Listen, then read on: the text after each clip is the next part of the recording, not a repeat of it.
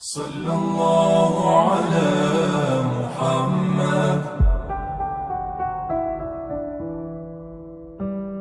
ایک بات بڑی ضروری ہے، وہ میں نے آپ سے ضرور کرنی ہے۔ ایک آیت ہے قرآن پاک کی سورۃ بقرہ پہلا سپارہ آیت نمبر 120۔ اللہ تعالیٰ نے ایک حد بیان کر دی، فرمایا وَلَن تَرْضَىٰ عَنْكَ الْيَهُودُ وَلَا النَّصَارَىٰ حَتَّىٰ تَتَّبِعَ مِلَّتَهُمْ۔ فرمایا یہ یہودی اور عیسائی تم سے ہرگز راضی نہیں ہوں گے۔ یہ قرآن ہے اور سادہ ترجمہ تفسیر کی بھی ضرورت نہیں۔ یہ معاہدے کر لیں، محبت کے وعدے کر لیں، یہ تم سے راضی نہیں ہوں گے۔ کب راضی ہوں گے؟ حتی تتبع ملتہم، یہاں تک کہ تم ان کے دین کی پیروی کرنے لگ جاؤ۔ میرا جب پہلی دفعہ پاسپورٹ بنا تو میں نے سارا پڑھا، کتابیں پڑھنے کا شوق تھا شروع سے۔ اس کے ہر صفحے پہ لکھا ہے کہ سوائے اسرائیل کے، یعنی آپ پوری دنیا میں یہ سبز ہلالی پاسپورٹ لے کے جا سکتے ہیں، خبردار اسرائیل آپ یہ پاسپورٹ لے کے نہیں جا سکتے۔ یعنی اتنی نفرت کسی ملک سے کہ اس پر لکھ کے چھاپ دیا ہر صفحے پر کہ یہ پاسپورٹ سوائے اسرائیل کے ہر ملک کے لیے کارآمد ہے۔ میرا سوال ہے عرب کے ان لیڈروں سے جنہوں نے اسرائیل کے ساتھ معاہدہ کیا، مجھے بتاؤ تمہیں فلسطین کی بیٹیاں بھول گئی نا ساری کی ساری؟ تمہیں وہ ماں بھول گئی نا جو مسجد اقصیٰ کے دروازے پہ کھڑی ہو کے چیخیں مارتی تھی اور کہتی تھی کوئی علی کو خبر کرو کہ میری بچیاں قید میں ہیں؟ وہ بھول گئی؟ تمہیں وہ بہن بھول گئی نا جس پر شراب کی بوتل انڈیلتے تھے اسرائیل کے فوجی؟ وہ آپ کو ابھی بھی ویڈیو مل جائے گی۔ وہ انڈیلتے تھے شراب کی بوتل، اسے پکڑتے تھے، دست درازی کرتے تھے، اور وہ بیٹی کہتی تھی یا رحمت للعالم۔ بھول گیا تمہیں وہ سارا کچھ؟ تم نے 1 منٹ لگایا اور تم معاہدہ کس سے کروا رہے ہو؟ امریکہ کے صدر سے؟ اتنا ظلم کیا تم نے، اتنا قاتل کے ساتھ معاہدہ؟ کیا سمجھتے ہو فلسطین والوں کا کوئی والی وارث نہیں؟ سنو، میرے رسول کریم صلی اللہ علیہ وسلم نے فرمایا میرا کوئی مالدار امتی دنیا سے چلا جائے، پیسے جائیدادیں چھوڑ کے، نبی پاک صلی اللہ علیہ وسلم نے فرمایا مسلمان ایک جسد واحد کی طرح، ایک جسم کی طرح، ایک حصہ تکلیف میں ہو تو دوسرا اس کی درد محسوس کرتا ہے۔ انسان کے وجود کے اندر سب سے قیمتی اس کا دماغ ہوتا ہے، اسی سے سوچتا ہے، اسی سے وہ عمل کرتا ہے، اسی سے منصوبہ بندی کرتا ہے، اسی سے وہ مومن ہوتا ہے، اسی سے معاذ اللہ کافر ہوتا ہے۔ اور وجود کے اندر جس کو درجے کے لحاظ سے بولنے میں بعض اوقات کم درجہ سمجھا جاتا ہے وہ پیر ہوتے ہیں۔ اور تو میری ٹھوکر کے بھی قابل نہیں، میں تجھے جوتے کی نوک پہ، پیر کی نوک پہ بھی نہیں سمجھتا۔ ہم یہ کہتے ہیں محاورتاً کہ تو پیروں کے قابل بھی نہیں، یعنی سب سے اعلیٰ درجہ دماغ کو دیا، دل کو دیا، اور سب سے ہلکا درجہ پاؤں کو دیا۔ لیکن مجھے بتلائیے گا اگر کبھی پاؤں کی سب سے چھوٹی انگلی، چھنگلیا، چیچی، اس پہ اگر کبھی زخم لگ جائے تو جسم کا سب سے اعلیٰ حصہ دماغ ہے، دماغ نے کبھی یہ کہا ہے کہ چھوڑو یہ تو سب سے نچلا درجہ ہے، نہیں جانا ڈاکٹر کے پاس، اتنا ٹائم کہاں ہے، رہنے دو، چھوٹی سی تو انگلی ہے، خیر ہے؟ ایسا کبھی ہوا ہے؟ دماغ فوراً کہتا ہے کہ باقی کام بعد میں کریں گے، پہلے ڈاکٹر کا پتہ کرو، اس کو مرہم پٹی کراؤ، کیونکہ اسے پتہ ہے کہ اگر یہاں درد رہی تو باقی جسم میں بھی درد رہے گی۔ اور یہ بھی پتہ ہے دماغ کو کہ اگر میں نے یہاں علاج نہ کرایا انگلی کا تو کہیں پیر بھی سارا زخمی نہ ہو جائے، اور اگر پیر کا علاج نہ کرایا تو ٹانگیں اور باقی وجود تک بھی زخم نہ آ جائے۔ لہذا دماغ جلدی فیصلہ کرتا ہے، ٹیسٹ کرانے کا، چیک اپ کرانے کا، دوائی لینے کا، مرہم پٹی کا۔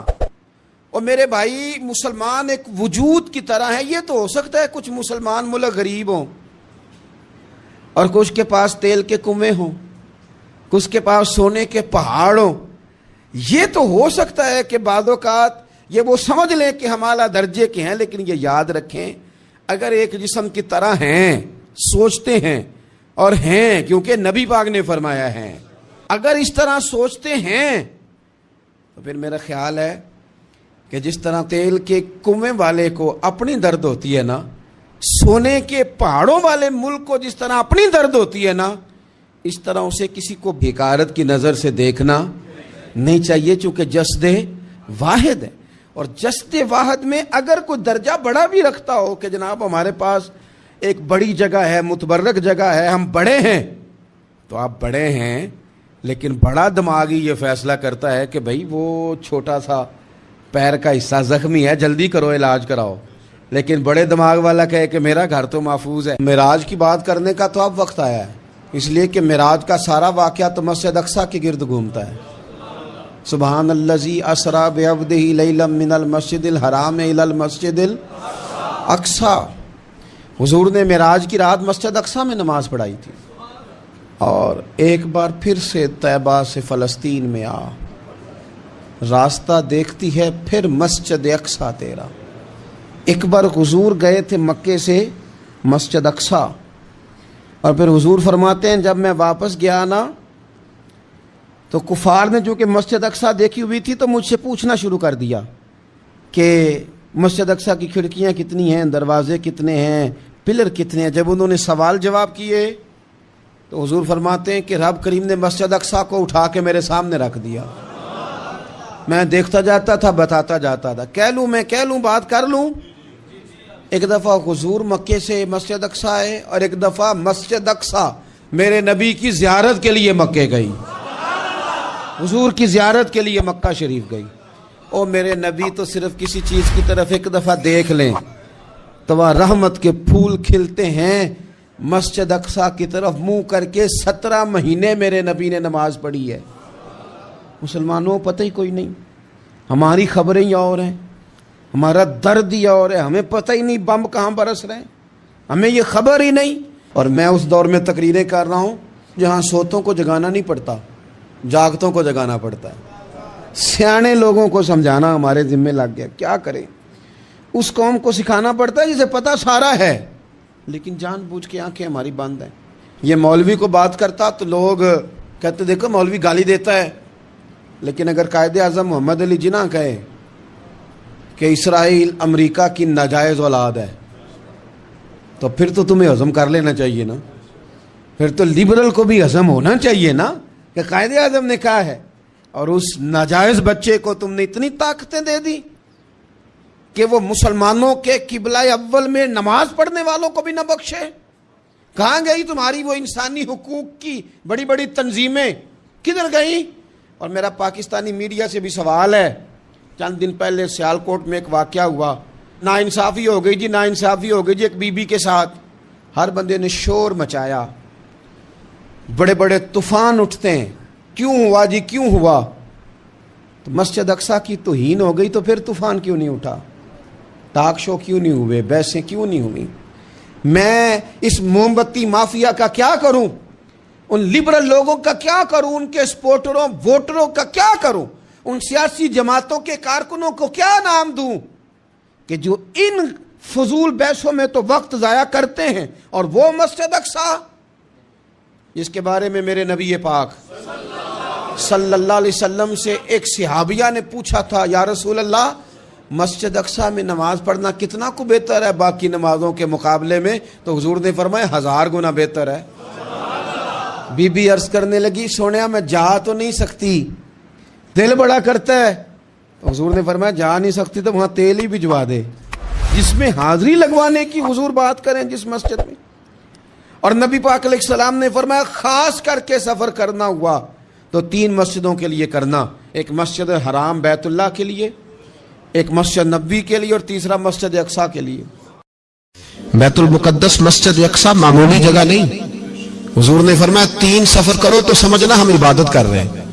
کون کون سے؟ فرمایا اگر بیت اللہ جاؤ تو عبادت سمجھ کے جانا، مسجد نبوی کی طرف جاؤ تو عبادت ہے، اور مسجد اقصی کی طرف جاؤ تو یہ بھی عبادت ہے. اور فرمایا مسجد اقصی میں جس نے ایک نماز پڑھی اسے 25,000 نمازوں کا ثواب ملے گا. اور میرے رسول پاک نے یہ وہ مسجد ہے جس کے ساتھ معراج شریف جڑا ہوا ہے. قرآن پاک نے کہا کہ اس مسجد میں سبحان الذی اسری بعبدہ لیلا من المسجد الحرام الی المسجد الاقصی. مسلمانوں قرآن کہتا ہے کہ تمہارے معراج کی شان رسول پاک کی مسجد اقصی سے جڑی ہے. جس محبوب کو رب معراج کرائے تو مسجد اقصی میں لا کے کرائے. وہ جگہ معمولی جگہ ہے، وہ معمولی جگہ ہے. مسجد اقصی نبی پاک نے وہاں نبیوں کی امامت کرائی. 17 مہینے اس مسجد کی طرف منہ کر کے تیرے اور میرے رسول نے نمازیں پڑھی. چھوٹی جگہ ہے اور پوری دنیا کا مسلمان اسے چاہیے شرم سے گڑ جائے. ایک امریکہ کا صدر بول کے کہتا ہے کہ اسرائیل کو اجازت ہے اسے دارالحکومت بنائے، اور مسلمان حکمران بیان دے رہے ہیں ظالموں لٹیروں तुम अपनी अपनी सियासतें चमकाने के लिए पहले एक दूसरे को गालियां देते हो, फिर इकट्ठे बैठ जाते हो नंबरिंग करने के लिए। तुम दीन के इस मसले में सारे इकट्ठे क्यों नहीं बैठे? सारे पाकिस्तान के सियासतदानों को, उलमा और मशाइख को चाहिए था एक पेज पे इकट्ठे होते, इकट्ठे बैठ के एक बयान ही दे देते, एक बात ही कर देते।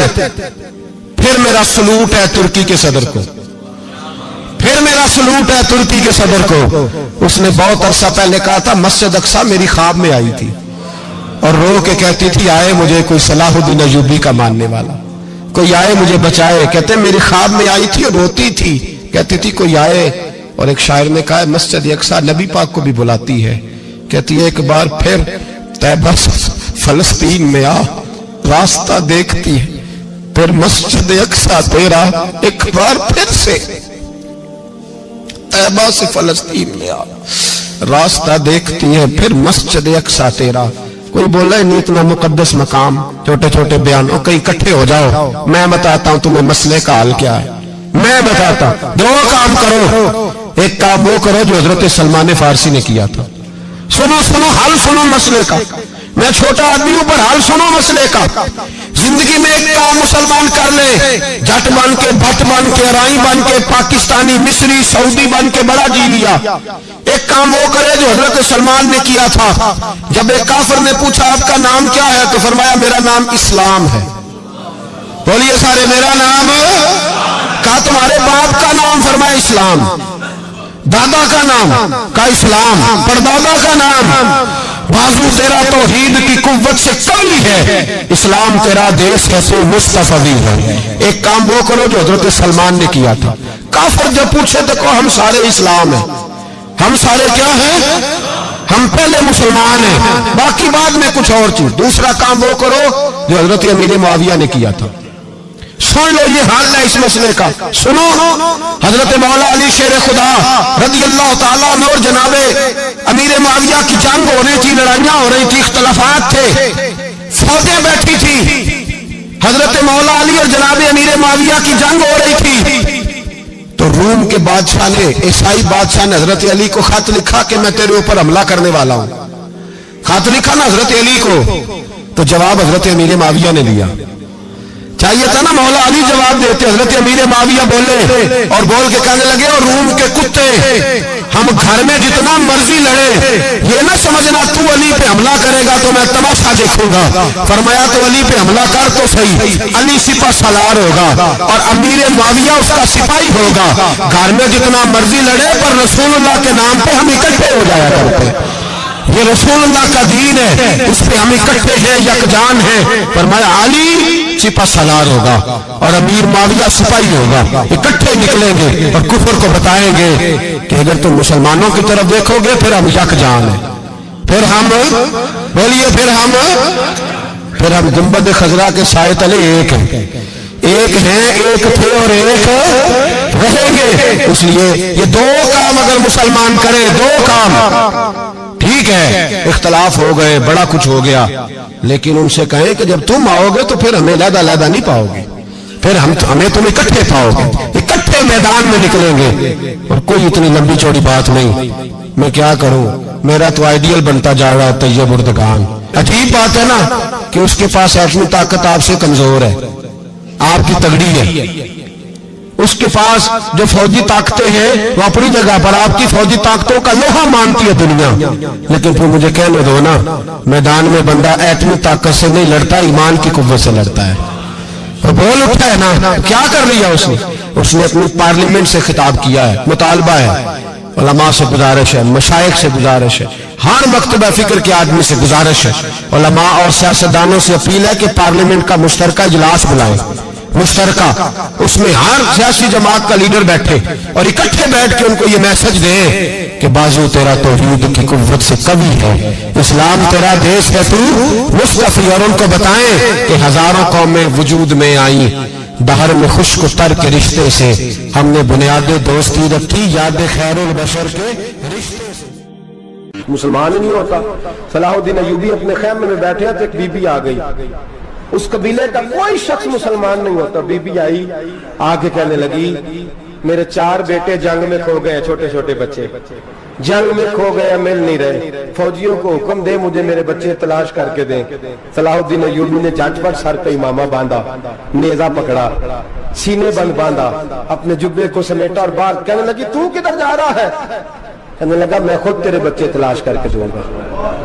صلاح الدین چند سپاہی ساتھ گلی گلی نکلے، گلی گلی فجر کے نکلے، اثر ہو گئی، تھک گئے، 2 نمازیں صحرا میں پڑھی، جنگل کے اندر پہنچے تو ایک کونے میں 4 بچے ایک جگہ ڈرے اور سہمے ہوئے بیٹھے ملے۔ صلاح الدین ایوبی اٹھا کے لائے، ماں کو کہنے لگے تیرے بچے ہیں۔ نکلا اس لیے تھا کہ میرے نبی نے فرمایا بچے جدا ہوں تو ماں کو درد بڑا ہوتا ہے، اور میرے رسول نے فرمایا تھا جب جنگ کرنے جاؤ تو کھیت برباد نہ کرنا، فصلیں تباہ نہ کرنا، بچوں کو ماں سے جدا نہ کرنا۔ فرمایا میں سوچ رہا تھا تیرے بچے کہیں میری وجہ سے جدا ہو گئے تو مصطفیٰ کو جواب کیا دینا؟ فرمایا تیرے بچے ڈھونڈ کے لایا ہوں۔ بچے ماں کے پاس آنے لگے تو ماں نے بڑے بیٹے کے منہ پہ تھپڑ مارا، کہتا اماں کیا ہوا؟ کہنے لگے تو نے سنا نہیں کہ دشمن کے بچوں کی اتنی حفاظت کرتا ہے؟ میرے پاس نہ جا، اس کے قدموں میں بیٹھ جا، جس نبی کے غلام اتنے سچے ہیں وہ نبی کتنا سچا ہوگا۔ بنو قریظہ اور بنو نذیر 2 محلے تھے یہودیوں کے۔ یہودیوں نے بڑی عہد شکنی کی تو نبی پاک صلی اللہ علیہ وسلم نے ان کو بے دخل کر دیا، مدینے سے نکال دیا، مدینہ منورہ سے۔ یہودی نکل گئے مدینہ طیبہ سے، تو جب وہ نکل کے جا رہے تھے تو ان کے مکان، ان کے باغ، ان کی جائیدادیں بچ گئیں۔ نبی پاک علیہ السلام نے انصار مدینہ کو پہلے بلایا، جاگ رہے ہیں نا آپ لوگ؟ پیسے آتے کسی کو برے لگتے ہیں؟ اب تو یہ بھی حلال حرام کی تمیز بھی اٹھتی جا رہی ہے۔ جائیداد، باغ، مال، علاقہ خالی ہوا ہے، وہ چلے گئے، اور لوگ تو ڈھونڈتے پھرتے ہیں۔ اللہ خیر فرمائے، شاملہ جگہ ملتی نہیں ان شہروں میں، وہ کس کس نے نام کرا لی، کدھر گئی ہے کوئی خبر ہی نہیں، خالی جگہ پڑی ہے۔ میرے نبی پاک علیہ السلام نے پہلے انصار مدینہ کو بلایا، حضور نے فرمایا انصاریوں بہت بڑی جائیدادیں یہودیوں کی، بنو نذیر اور بنو قریظہ محلے خالی ہو گئے، میرا دل کرتا ہے وہ تمہیں دے دوں، اس لیے کہ تم نے اپنے مہاجر بھائیوں کے ساتھ بڑا تعاون کیا، جائیدادیں تم نے دے دی ہیں، مکانات دے دیے ہیں، بڑا کچھ تم نے دیا ہے، میرا دل کرتا ہے وہ تمہارے نام کر دوں۔ تو انصار مدینہ کیا کہنے لگے یا رسول اللہ دے تو ہم نے دیا ہے پر وہ بیچارے جھچکتے ہی رہتے ہیں، وہ جھچکتے ہی رہتے ہیں، کھل کے ہماری چیزیں استعمال نہیں کرتے۔ تو حضور ہم تو پہلے ہی انصار ہیں، ہمارے پاس بڑا کچھ ہے، آپ مہربانی فرمائیں وہ سارا کچھ مہاجروں کو دے دیں، مہاجرین کو ہمیں نہیں چاہیے۔ اب چلے گئے بات کر کے، میرے حبیب پاک نے مہاجروں کو بلا لیا، فرمایا بنو نذیر اور بنو قریظہ قبیلے کی جائیدادیں آئی ہیں، تمہارے پاس بظاہر جو چیزیں ہیں بھی وہ بھی انصار مدینہ کی ہیں، تو میرا یہ خیال ہے کہ وہ سارا کچھ تمہیں دے دیا جائے۔ ابو بکر صدیق رضی اللہ تعالیٰ عنہ کہنے لگے یا رسول اللہ صلی اللہ علیہ وسلم ہمارے انصار بھائیوں نے ہمارے لیے دل تک کھول دیے ہیں، حضور انہوں نے ہر چیز بانٹ کے ہمارے سامنے رکھ دی ہے، ہم اتنے خرد غرض ہیں کہ سارا کچھ لپیٹ جائیں۔ کہا حضور ہمارے پاس جو مکان ہے وہ ہے، ہم کاروبار کر رہے ہیں، تجارتیں کر رہے ہیں، مزدوریاں کر رہے ہیں، ہم انشاءاللہ اور بنا دیں گے، آپ یہ ہماری طرف سے ہمارے انصار بھائیوں کو گفٹ کر دیں، آپ انہیں دے دیں۔ میرے حبیب کی آنکھوں میں آنسو آ گئے، میرے نبی پاک علیہ السلام رو پڑے، یا رسول اللہ آپ کیوں روتے ہیں؟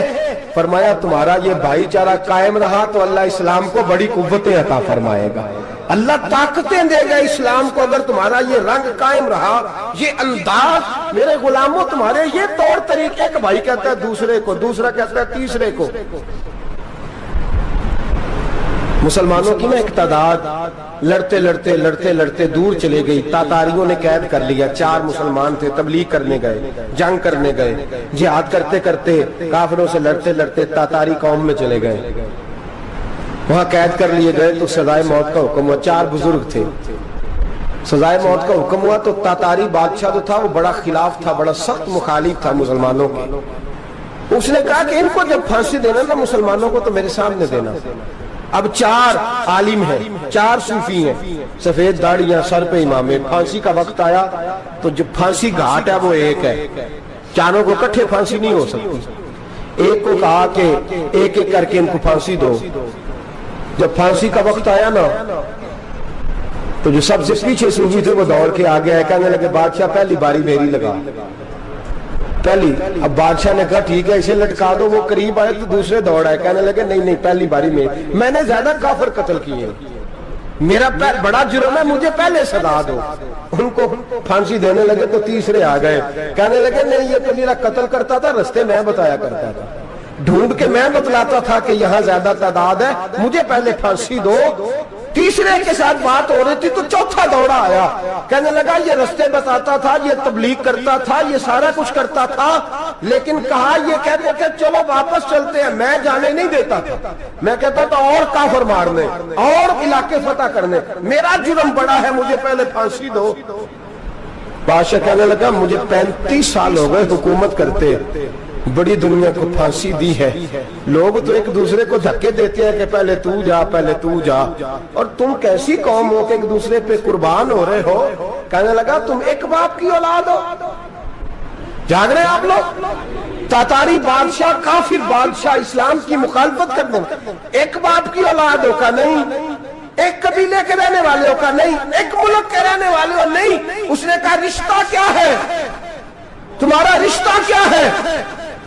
تو بول کے کہنے لگے خدا ایک ہے نبی ایک ہے, خدا ایک ہے اور نبی منفرد ایک ہے, اس قوم کی نقصان بھی ایک ہی سب کا نبی, اللہ بھی قرآن بھی ایک. کیا ہی اچھا تھا ہوتے اگر مسلمان بھی ایک, یوں تو سید بھی ہو مرزا بھی ہو افغان بھی ہو, تم سبھی کچھ ہو بتاؤ کہ مسلمان بھی ہو. فرمایا ہمارا اللہ ایک ہے نبی ایک ہے. تو کہا پھر ایک دوسرے پہ جان کیوں دیتے ہو؟ فرمایا ہمارے نبی نے ہمیں بھائی بھائی بنا دیا ہے, بھائی کا دل نہیں کرتا اس کی آنکھوں کے سامنے بھائی چلا جائے, ہمارا دل نہیں کرتا پہلے مجھے دے پہلے مجھے دے.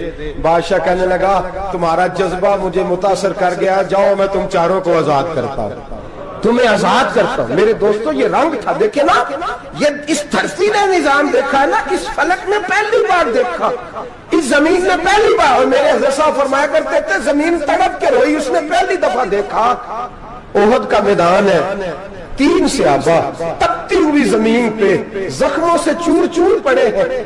حضرت انس بن نضر رضی اللہ تعالیٰ عنہ پانی کا پیالہ لے کے پہنچے, ایک زخمی سے کہا تجھے پانی پلانا ہے, تو کہنے لگا میرے زخم تھوڑے ہیں, وہ جو ساتھ پڑا اس کے زخم گہرے ہیں, پہلے اسے پانی پلا دے, جا اسے دے دے. اس کے پاس پہنچے تو وہ کہنے لگا وہ مجھ سے پہلے گرا تھا, اس کا زخم زیادہ گہرا ہے, اسے پانی پلا. تیسرے کے پاس گئے تو کہنے لگا چوتھا تڑپ زیادہ رہا ہے, اس کی عمر زیادہ ہے, میں تو جوان ہوں برداشت کر لوں, بڑھاپے کی وجہ سے نڈھال ہو گیا, پہلے اسے پانی پلا.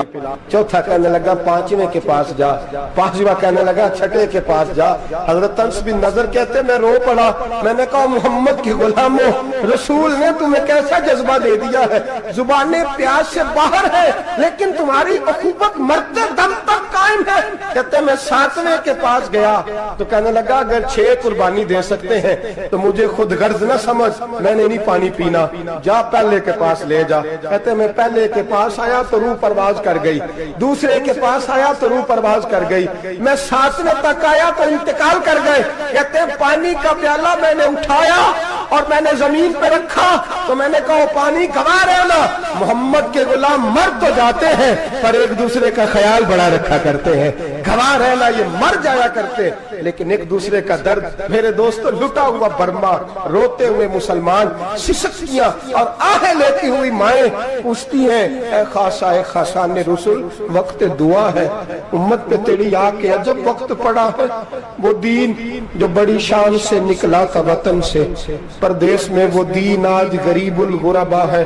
فریاد ہے اے کشتی امت کے نگہباں, بیڑا یہ تباہی کے قریب آن لگا ہے. اور کیا خوبصورت جملے کہے تھے کہ نبی پاک صلی اللہ علیہ وسلم نے, حضور نے فرمایا تھا میرا مومن ایک جان کی طرح ہوتا ہے, ایک جان کی طرح ہوتا ہے, ایک کو تکلیف ہو جسم کے ایک حصے کو سارا حصہ پریشان ہوتا ہے. فرمایا یہ ایک مکان کی طرح ہے, ایک اینٹ دوسری اینٹ کو مضبوط کرتی ہے. فرمایا یہ مضبوط لوگ ہیں, یہ مضبوط لوگ. حضرت عمر فاروق کا زمانہ ہے, ایک آدمی نے سیری بھیج دی ایک گھر میں بطور تحفہ, قحط کا زمانہ تھا, گوشت ملتا نہیں تھا, جانور. ایک آدمی نے سیری بھیج دی ایک آدمی کے گھر میں.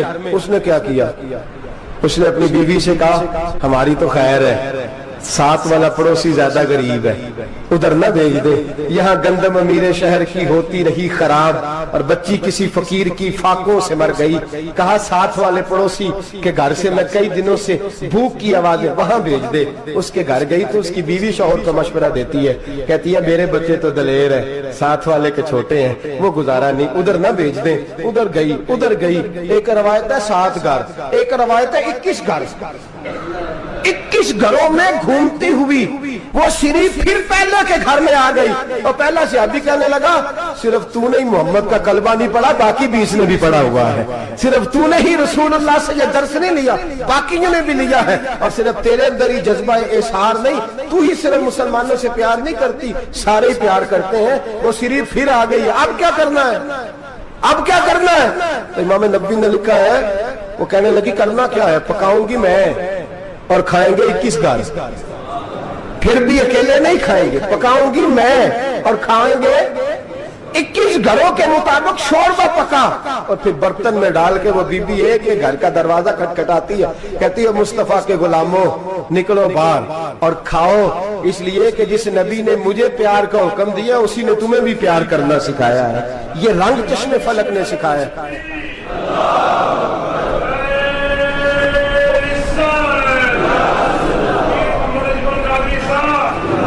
آپ کی بڑی مہربانی، زندہ باد وہی ہے جس کو اللہ رسول زندہ باد فرمائے، بڑی مہربانی، اللہ جزا دے۔ عرض یہ کرنے جا رہا تھا کہ رسول کریم صلی اللہ علیہ وسلم نے پیغام دیا امت کو، فرمایا دیکھیں نا کتنے بڑے لفظ ہیں، یہ نہیں فرمایا دوزخ میں جائے گا، یہ نہیں فرمایا کہ اسے جہنم کی سزا ملے گی، میرے نبی نے فرمایا میں اسے مومن مانتا ہی نہیں، میں اسے مسلمان اپنا مانتا ہی نہیں۔ حضور کسے؟ فرمایا جو پیٹ بھر کے کھاتا ہے اور اس کا ہمسایہ بھوکا سو جاتا ہے، میں مومن ہی نہیں مانتا۔ سزا تو تب ملے گی نا کہ جب میں کسی سزا کا اعلان کروں، میں مانتا ہی نہیں، وہ میرا ہے ہی نہیں، خود پیٹ بھر کے کھا رہا ہے، ہمسایہ اس کا بھوکا، میں نہیں مانتا۔ انما المؤمنون اخوہ، مومن بھائی بھائی، میں مانتا ہی نہیں اسے۔ اور میرے حبیب پاک اتنے بڑے لفظ حدیث میں اور کہیں نہیں ملیں گے، آپ کو اتنے بڑے جملے کہیں نہیں ملیں گے۔ میرے نبی پاک نے فرمایا اللہ کہے گا قیامت کے دن، کون؟ اتنے بڑے لفظ حدیثوں میں ملتے نہیں جتنے یہ ہیں۔ حضور نے فرمایا رب فرمائے گا بندے سے کہ میں تیرے پڑوس میں بھوکا تھا، تو نے مجھے روٹی کیوں نہیں کھلائی؟ کون کہہ رہا ہے؟ اللہ کہہ، میں بھوکا تھا تو نے روٹی نہیں دی، میں ننگا تھا تو نے کپڑا نہیں دیا، میں پیاسا تھا تو نے پانی نہیں پلایا، میں بیمار تھا تو تیمارداری۔ یا اللہ نہ تو کھاتا ہے، نہ پیتا ہے، نہ کپڑا پہنتا ہے، نہ تو بیمار ہوتا ہے، لا تاخذہ سنۃ ولا نوم، تجھے بیماری آتی نہیں، اونگ نیند نہیں آتی، میرے مالک تو میرے پڑوس میں تھا۔ تو حضور فرماتے ہیں رب فرمائے گا وہ جو بندہ تیرے پڑوس میں بھوکا تھا تو بندہ تو میرا ہی تھا نا، وہ جو بندہ تیرے پڑوس میں ننگا تھا تو بندہ تو میرا ہی تھا نا، وہ جو تیرے پڑوس میں پیاسا تڑپتا رہا تو وہ میرا ہی بندہ تھا۔ تو دوائی لینے جائے تو بڑے اسپتال میں اور اس بیچارے کو 20 روپے پرچی کے بھی میسر نہ آئے تو میرا ہی بندہ تھا۔ میرے دوست خیال کر اور یاد رکھ، یہ جو ہمسائے ممالک میں ظلم ہوتے ہیں، زیادتیاں ہوتی ہیں، ہمارے گھر کا پنکھا اچھا چلتا ہے، ہم جلوس اس وقت نکالتے ہیں جب ہماری لائٹ بند ہوتی ہے، ہم جلوس اس وقت نکالتے ہیں جب ہمارا ایسا جو ہمیں تنگ کرتا ہے، ہم اس وقت درد محسوس کرتے ہیں جب ہمارے گھر تک آگ آ جاتی ہے۔ یہ جو باہر آگ جل رہی ہے یہ تیرے گھر بھی آ سکتی ہے، یہ جو باہر فساد ہو رہا ہے یہ تیرے دروازے تک آ سکتا ہے۔ میرے رسول پاک نے ایک جان، مسلمان کو ایک جان قرار دیا۔ مجھے بتائیے انگلی کو کٹ لگ جائے، مسلمان ایک جان ہے نا، انگلی کو لگ جائے کٹ، دماغ کہتا ہے میں نے نہیں سوچنا اس کے بارے میں نے اس کے درد کو محسوس نہیں کرنا، انگلی کی درد ہے، انگلی جانے اس کا کام جانے، ایسے ہی ہوتا ہے نا۔ بولے پیروں سے کہتے ہیں، انگلی کہتی ہے چل ڈاکٹر کے پاس، پیر کہتے ہیں نہیں میں نے نہیں جانا، انگلی کا کام ہے انگلی جائے، ایسے ہی ہے نا۔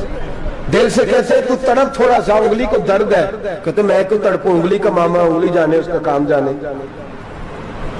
ٹیلی فون کرنا ہے ڈاکٹر صاحب کا پتہ کرنا ہے تو کان کہتے ہیں میں نے نہیں بات سننی ڈاکٹر صاحب کی، زبان کہتے ہیں میں نے نہیں بولنا، انگلی جانے، ایسا ہوتا ہے۔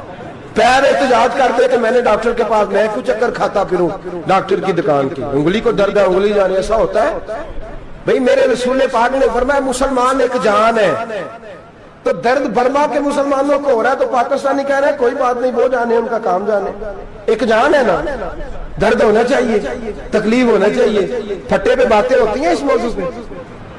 اسمبلی پہ گفتگو ہوئی ہے اس موضوع پہ؟ آپ کی صوبائی اسمبلی میں اس موضوع پہ بولی ہے؟ آپ کے کونسل اس موضوع پہ بولے؟ ہم تو اپنی اپنی سیاستیں، اپنے اپنے تماشے، اپنے اپنے چکروں میں لگے ہوئے. وہ دریا کے اندر سسکتے مسلمان، بنگالی کہتے ہیں ہمارے نہیں، برمی کہتے ہیں ہمارے نہیں، پاکستانی کہتے ہیں ہمارے نہیں، ترکی کہتے ہیں، وہ کس کے ہیں؟ وہ کس کے ہیں؟ وہ اللہ کے بندے ہیں، محمد عربی کے غلام ہیں صلی اللہ علیہ وسلم. لیکن میرے دوستو، کیا ہمیں کیا غرض ہے؟ وہ جانے، ان کا کام جانے. یہ جب تیرے پیروں تک آگ آئے گی پھر تجھے پتا چلے گا یہ بڑی سخت آگ ہے. آج جس کافر نے برما پر عرصہ دراز تنگ کیا ہے، مسلمان تھوڑے تھوڑے مفاد لینے کی خاطر نا، بنو عباس اور بنو امیہ کی جنگ چل رہی تھی. بنو عباس جو تھے وہ غالب آ گئے، بنو امیہ جو تھے ان کی حکومت ختم ہو گئی. تو عیسائیوں نے بنو امیہ سے کہا کہ ہم تمہارے ساتھ تعاون کرتے ہیں، ہم تمہارے ساتھ تعاون کرتے ہیں اور بنو عباس پہ غلبہ پا کے تمہیں حکومت دلاتے ہیں. بنو امیہ بڑی جدوجہد کر رہے تھے بادشاہی کے لیے، لیکن انہوں نے کہا کہ ہم لڑ رہے ہیں، کوشش کر رہے ہیں، لیکن ہمیں کسی کافر کی مدد کی ضرورت نہیں. ہم جتنا مرضی لڑیں لیکن کافروں کے ہاتھوں بنو عباس کو مروانے کو ہم تیار نہیں. ہمیں خبردار، تمہارا آپس کا معاملہ ہے، ہم خود نمٹ لیں گے، تمہیں اجازت نہیں دیتے تم اندر کودو اور کود کر کے تم فسادات پیدا کرو اور مسلمانوں کے اندر تقسیم کرو. میرے دوستو، مسلمان کو سوچنا چاہیے، سوچ بڑی رکھنی چاہیے. گھر کی جنگ سے نکل اب بہو ساس کے جھگڑے سے باہر آ جا، اب محلے کی سیاست چھوڑ کے باہر کا سوچ. اب اسلام کو تیری حاجت ہے. اب پوری دنیا جب مسلمان کو دیکھے نا، فیس بک یوز ہوتی ہے، اس پہ نوجوان جب اسلام کی بات کرنے لگے گا، اس پر جب بڑا اسلام کی بات کرنے لگے گا، پوری دنیا میں پیغام جائے گا کہ مسلمان اب جاگنے لگا ہے، مسلم خابیدہ بیدار ہونے لگا ہے، اب اس کی آنکھیں کھلنے لگی ہیں، اب یہ اپنے مذہب کی بات کرتا ہے، اب یہ اپنے ملک سے، صوبے سے، برادری سے نکل کر بولتا ہے. اب یہ کہتا ہے کہ بازو تیرا توحید کی قوت سے قوی ہے، اسلام تیرا دیس ہے، تو مصطفی ہے. اب یہ بڑی سوچ رکھتا ہے، اب یہ عالمی بات کرتا ہے. میرے دوستو، ہمارا تو حال یہ ہے. امام اعظم ابو حنیفہ کا فتویٰ ہے، آپ فرماتے ہیں جو مولوی عالمی حالات سے باخبر نہ ہو وہ جمعے کی تقریر نہ کرے، وہ مسلمانوں کی رہنمائی نہیں کر سکتا. عالمی حالات سے جو خبردار نہ ہو، تو جس کو چھٹی ہو جائے تو نے ختم نہیں پڑھا، دوڑ جا مسجد سے، تو ختم نہیں پڑھتا ہمارے، تجھے پتہ ہی نہیں تو کہاں رہتا ہے، بھاگ جا. وہ عالمی حالات پہ بات کرے گا کیونکہ بیچارے کو تو پتا میری سویرے چھٹی ہو جانی. سیاست کا لفظ چھیڑا نہیں تو میں گیا نہیں.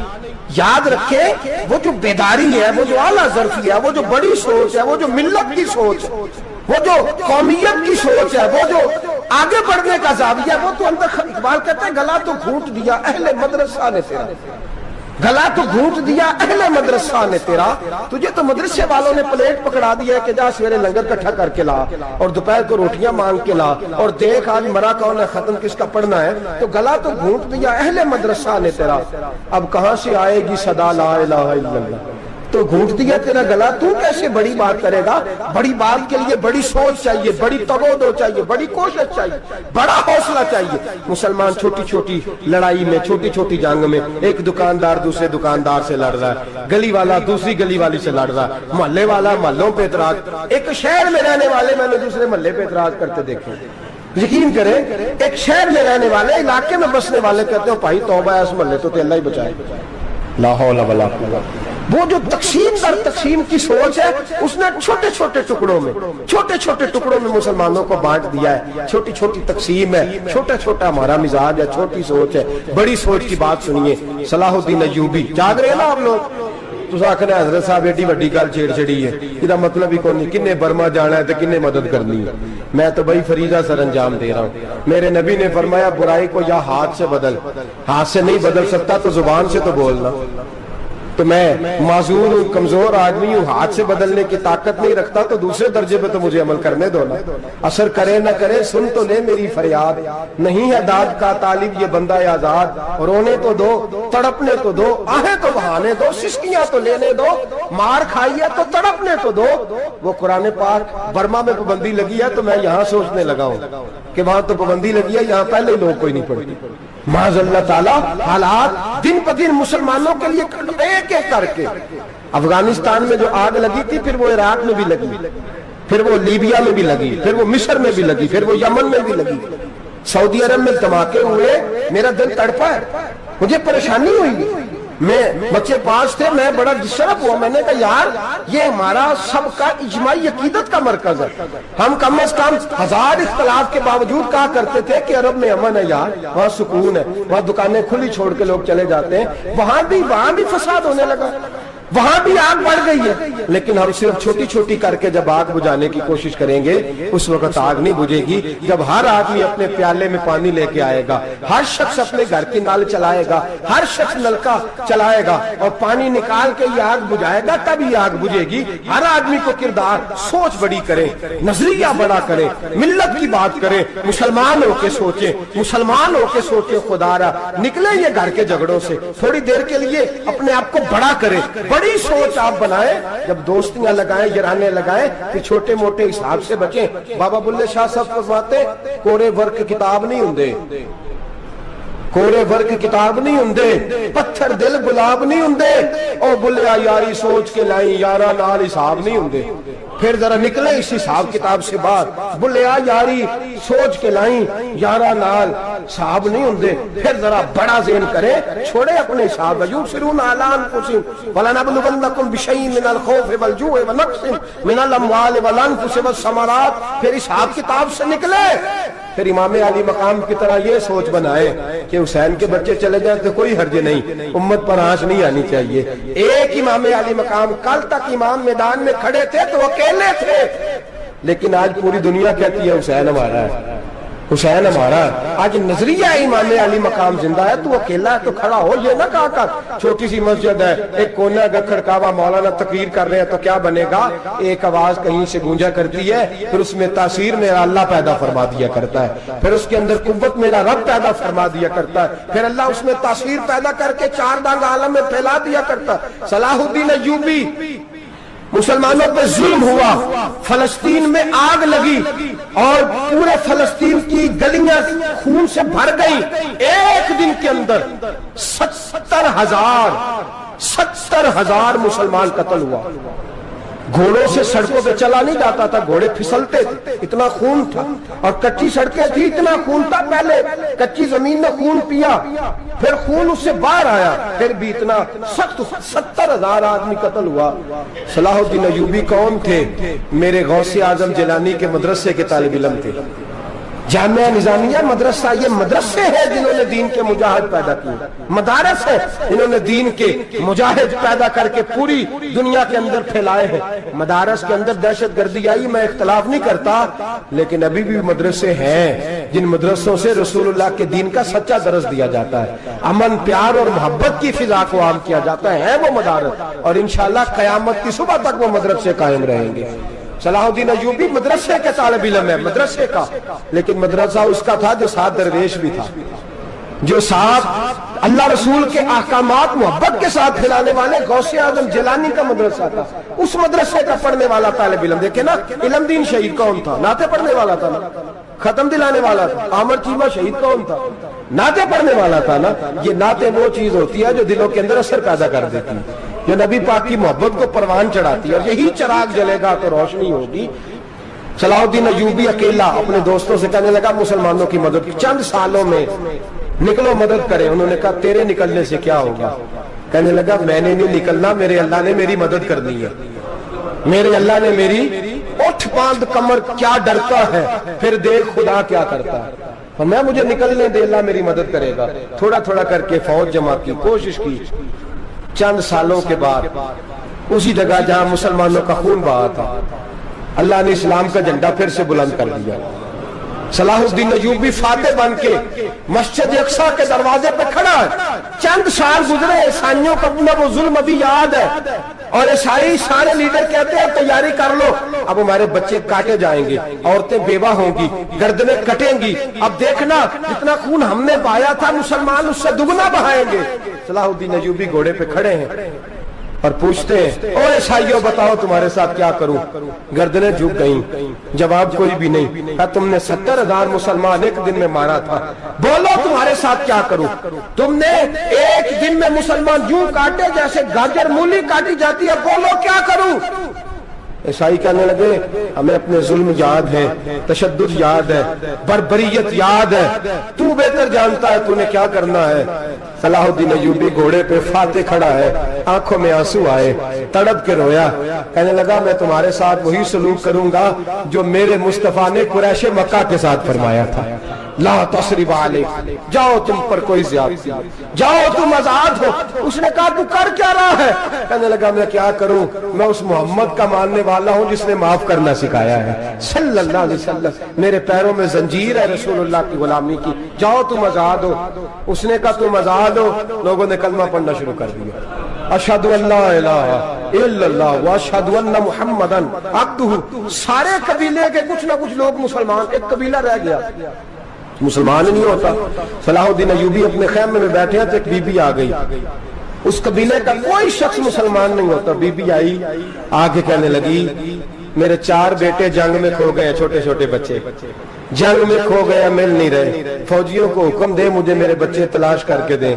صلاح الدین ایوبی نے جٹ پر سر پہ امامہ باندھا، نیزہ پکڑا، سینے بند باندھا، اپنے جبے کو سمیٹا اور باہر کہنے لگی تو کدھر جا رہا ہے؟ کہنے لگا میں خود تیرے بچے تلاش کر کے دوں گا۔ صلاح الدین چند سپاہی ساتھ گلی گلی نکلے، گلی گلی فجر کے نکلے، اثر ہو گئی، تھک گئے، 2 نمازیں صحرا میں پڑھی، جنگل کے اندر پہنچے تو ایک کونے میں 4 بچے ایک جگہ ڈرے اور سہمے ہوئے بیٹھے ملے۔ صلاح الدین ایوبی اٹھا کے لائے، ماں کو کہنے لگے تیرے بچے ہیں، نکلا اس لیے تھا کہ میرے نبی نے فرمایا بچے جدا ہو تو ماں کو درد بڑا ہوتا ہے، اور میرے رسول نے فرمایا تھا جب جنگ کرنے جاؤ تو کھیت برباد نہ کرنا، فصلیں تباہ نہ کرنا، بچوں کو ماں سے جدا نہ کرنا۔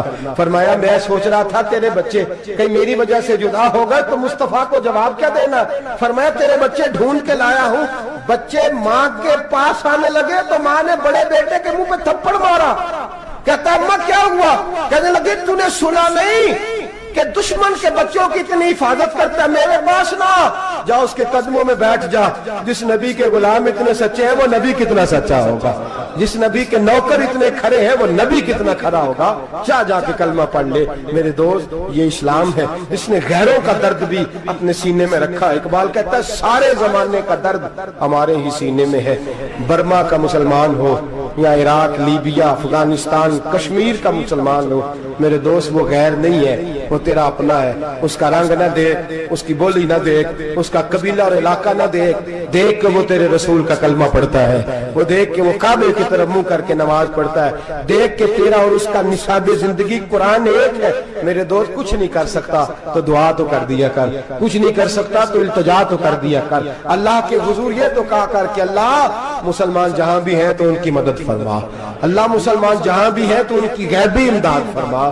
یہ دعا تو میرے دوست ضرور کیا کرو، سوچ بڑی کریں، جب بھی آپ بولیں، جب بھی آپ لکھیں، جب بھی کسی سے بات کریں تو بحیثیت مسلمان کے بات کریں، بحیثیت ایک نبی پاک کے غلام کے بات کریں، اپنی زندگی اس انداز میں ترتیب دیں کہ پہلے آپ مسلمان ہیں، اس کے بعد آپ کچھ اور ہیں، پہلے اسلام کی بات کریں، بڑی بات کریں، بڑے حوصلے کی بات کریں، پھر اسلام کو قوت ملے گی، پھر بیداری امت کو نصیب ہوگی۔ اللہ کریم برما کے مسلمانوں کو اپنی رحمت کی ٹھنڈی چھاؤں نصیب فرمائے، ہمیشہ مدحت خیر الانام میں گزرے۔ دعا ہے یہ عمر درود و سلام میں گزرے۔ آخر دعوانا ان الحمدللہ رب العالمین۔ صلی اللہ علی محمد۔